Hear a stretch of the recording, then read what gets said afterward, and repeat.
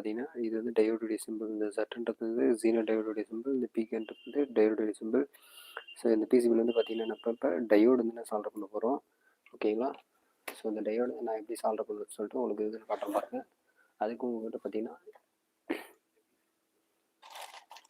இந்த மாதிரி பின்னில் வந்து ஸோ நீங்கள் ஜீனோ டையோடு எடுத்துக்காங்க. இதுதான் வந்து பார்த்தீங்கன்னா இந்த ஜீனோ டையோடு. ஸோ இந்த ஜீனோ டையோடு தான் நம்ம எப்படி சால்வ் பண்ணுறதுன்னு பாருங்கள்.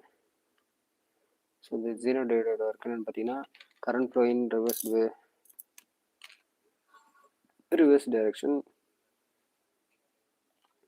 ஸோ நம்ம வந்து என்ன பண்ணணும்னா ஜீனோ டையோடு தான் எடுத்துக்கணும். ஸோ Z இடத்துல தான் வந்து ஜீனோ டையோடு வந்து ப்ளேஸ் பண்ணணும்.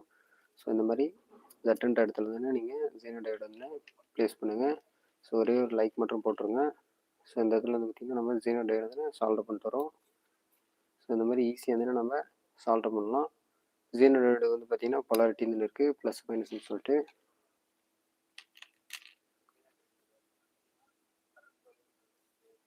ஸோ உங்களுக்கு என்ன டவுட்னா கமெண்ட் செக்ஷனில் வந்து கமெண்ட் பண்ணுங்கள். ஒன்ஸ் நான் வந்து எக்ஸ்பிளைன் பண்ணுறேன். ஸோ ஜீனோ டையோடில் வந்து பார்த்திங்கன்னா அந்த இடத்துல வந்து ஒரு கோடு மாதிரி தெரியும். அதுதான் வந்து பார்த்திங்கன்னா உங்களுக்கு ஸோ கேத்தோடுன்னு சொல்லுவாங்க. அதுக்கு ஆப்போசிட்டாக பகுதி ஆனோடுன்னு சொல்லுவாங்க. இப்படி தான் வந்து மதர் போர்டு எல்லாம்